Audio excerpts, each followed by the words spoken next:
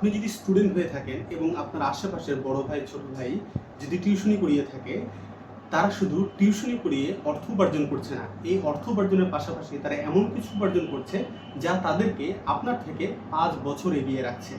আজকের এই ভিডিওটিতে আপনি স্টুডেন্ট থাকা অবস্থাতে কেন আপনার টিউশনি করা প্রয়োজন এবং টিউশনি করার মাধ্যমে কিভাবে আপনি অন্যদের থেকে এগিয়ে থাকতে পারেন এই বিষয়ে কথা বলবো। এই টিউশনি করিয়ে যে সুবিধাগুলো আপনি পেতে পারেন তার মধ্যে প্রথম যে সুবিধাটা সেটা হচ্ছে রিসার্চ অ্যাবিলিটি। আপনি যখন আপনার স্টুডেন্টকে পড়াচ্ছেন, যে টপিকটা পড়াচ্ছেন সেই টপিকটা কিন্তু আপনাকে আগে থেকে রিসার্চ করতে হবে। অর্থাৎ আপনি কখনোই চাইবেন না আপনার স্টুডেন্টের সামনে যদি কোনো কোশ্চেন জিজ্ঞেস করে আপনি সেটা পারছেন না বা বলতে পারছেন না, বোঝাতে পারছেন না। এই জন্য আপনাকে কিন্তু আগে থেকে রিসার্চ করে আপনাকে স্টুডেন্টকে পড়াতে হবে। তো সেই ক্ষেত্রে আপনার যে রিসার্চ করার অ্যাবিলিটি, সেই অ্যাবিলিটিটা কিন্তু আস্তে আস্তে ডেভেলপ হচ্ছে।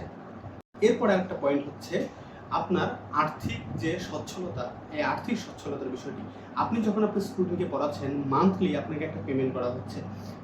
সেটা স্থান ভেদে বিভিন্ন রকম হতে পারে, বাট স্টুডেন্ট থাকা অবস্থাতে আপনি যখন কাউকে পড়াচ্ছেন, আপনাকে সম্মানী হিসেবে যে টাকাটা দেওয়া হয় সেই টাকাটা কিন্তু আপনি পকেট খরচ হিসেবে ইউজ করতে পারেন। এবং এই পকেট খরচটা দেওয়ার কারণে আপনাকে কিন্তু স্টুডেন্ট থাকা অবস্থাতে আপনার ফ্যামিলির কাছ থেকে, অর্থাৎ আপনার পরিবারের বাবা মার কাছ থেকে কোনো ধরনের টাকা পয়সা দিতে হচ্ছে না। ওই টাকাটা দিয়ে কিন্তু আপনি আপনার নিজের যে একটা পকেট খরচ এবং আপনার স্টাডি যে একটা খরচ আছে ওই টাকাটা দিয়ে কভার করতে পারবেন যদি কয়েকটা আপনি টিউশনি করান সেই ক্ষেত্রে। এরপরে যে বিষয়টা, আপনি সেই টাকাগুলো জমিয়ে আপনার প্রয়োজন মতো বিভিন্ন জিনিস আপনি ক্রয় করতে পারেন। আপনার কোনো একটা স্বপ্নের জিনিস, যেমন আপনার যদি একটা মোবাইল কেনার ইচ্ছা থাকে, আপনার যদি একটা ক্যামেরা কেনার ইচ্ছা থাকে, বা আপনার একটা ল্যাপটপ কেনার ইচ্ছা থাকে, আপনি কিন্তু সেই টাকাগুলো জমিয়ে ল্যাপটপ কিনতে পারবেন এবং আপনার বিভিন্ন স্কিল গ্যাদার করতে পারবেন সেগুলোর মাধ্যমে। এরপরে আসি কমিউনিকেশন স্কিল। আপনি যখন আপনার স্টুডেন্টের সাথে কথা বলছেন, তাকে পড়াচ্ছেন, তাকে বোঝাচ্ছেন, আপনার সাথে আপনার স্টুডেন্টের একটা কমিউনিকেশন হচ্ছে। এই কমিউনিকেশনটা আস্তে আস্তে আপনার বাড়তে থাকবে। অর্থাৎ আপনি আপনার চাকরি ক্ষেত্রে কিন্তু এবং আপনার কর্মস্থলে মানুষদের সাথে, অর্থাৎ আপনার ক্লায়েন্ট অথবা আপনার অফিসের বস, সবার সাথে আপনার কমিউনিকেশন স্কিলটা অর্থাৎ কমিউনিকেশনটা সবচেয়ে ভালো হবে এবং আপনি এর কারণে অনেক বেশি ফ্যাসিলিটেড হতে পারেন।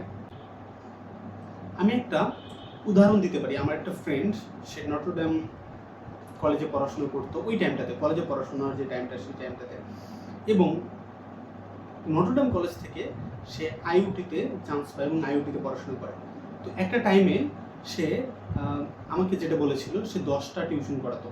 10টা টিউশনিতে সে পার টিউশনিতে মানে একটা টিউশনি থেকে সে 10,000 করে টাকা ইনকাম করতো। অর্থাৎ একটা ব্যাচে সে পড়াতো 5 জন করে স্টুডেন্টকে পড়াতো।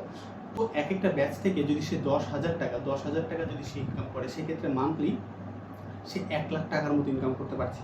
সেই টাকাটা দিয়ে সে বিভিন্ন বিজনেসে ইনভেস্ট করে এবং সেই টাকাটা দিয়ে সে তার স্বপ্নের যে জিনিসপত্রগুলো আছে, সে তার যে চাহিদা মোতাবেক যে জিনিসগুলো সেগুলো কিন্তু সে ক্রয় করতে পারে। অর্থাৎ স্টুডেন্ট থাকা অবস্থাতেই সে কিন্তু একটা বিজনেস দাঁড় করে ফেলেছে এবং স্টুডেন্ট থাকা অবস্থাতেই কিন্তু সে একটা বিজনেসের মালিক হয়ে গিয়েছে। একদিকে সে পড়াশোনা করছে, একদিকে সে স্টুডেন্টদেরকে পড়াচ্ছে অর্থাৎ টিউশনি করছে, অন্যদিকে সে তার নিজের যে একটা কমিউনিকেশন স্কিল, সে তার নিজের ফাইন্যান্সিয়াল যে স্ট্যাটাস এবং সে বিভিন্ন স্কিল কিন্তু গ্যাদার করছে এবং সে বিজনেসম্যান হয়ে যাচ্ছে।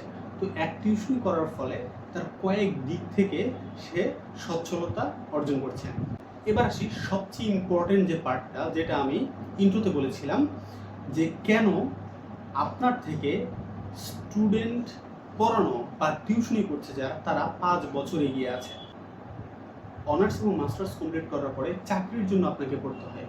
তো চাকরির জন্য যে পড়াটা, সেটার জন্য কিন্তু আপনাকে আলাদাভাবে 1 বছর বা 2 বছর টাইম দিতে হয়, যেন আপনি সেটার উপরে দক্ষতা অর্জন করে আপনি চাকরির বিভিন্ন পরীক্ষাগুলো পার্টিসিপেট করেন। আপনি যখন স্টুডেন্ট থাকবেন এবং স্টুডেন্ট থাকা অবস্থাতে আপনি যখন টিউশনি করাবেন, তখন কিন্তু যে পড়াগুলো আপনি পড়াচ্ছেন স্টুডেন্টদেরকে, সেই পড়াগুলো থেকেই আলটিমেটলি একটা সার্টেন টাইমে প্রশ্নগুলো হয়ে থাকে।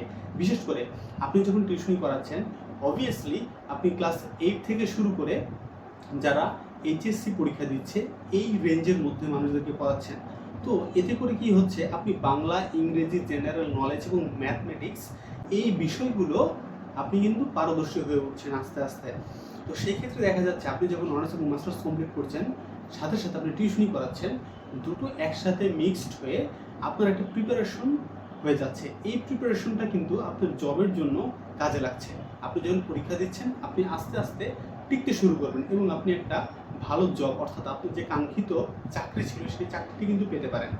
সো আপনি যদি রিসার্চ স্কিলটা ডেভেলপ করতে চান, আর্থিকভাবে সচ্ছল হতে চান অথবা ফাইন্যান্সিয়াল যে স্ট্যাবিলিটি সেটা অর্জন করতে চান, কমিউনিকেশন বিল্ড আপ করতে চান এবং আপনি যদি চান অনার্স এবং মাস্টার্স কমপ্লিট করার পরে আপনার যে কাঙ্ক্ষিত ইচ্ছা বা কাঙ্ক্ষিত চাকরি যেটা আপনি ছোটবেলা থেকে স্বপ্ন দেখেছেন সেই বিষয়ে আগে থেকেই প্রিপারেশন নিতে চান, সেই ক্ষেত্রে আপনাকে অবশ্যই স্টুডেন্ট থাকা অবস্থাতেই টিউশনিটি শুরু করতে হবে, যাতে করে অনার্স এবং মাস্টার্স কমপ্লিট করার পরে যে দীর্ঘ সময় সকল শিক্ষার্থীদেরকে প্রস্তুতির জন্য নিতে হয় সেই দীর্ঘ সময়টাকে আপনি ইচ্ছা করলেই ন্যারো করে আনতে পারেন শুধুমাত্র আপনার স্টুডেন্ট থাকা অবস্থায় এবং পড়াশোনা করা অবস্থায় টিউশনি করিয়ে।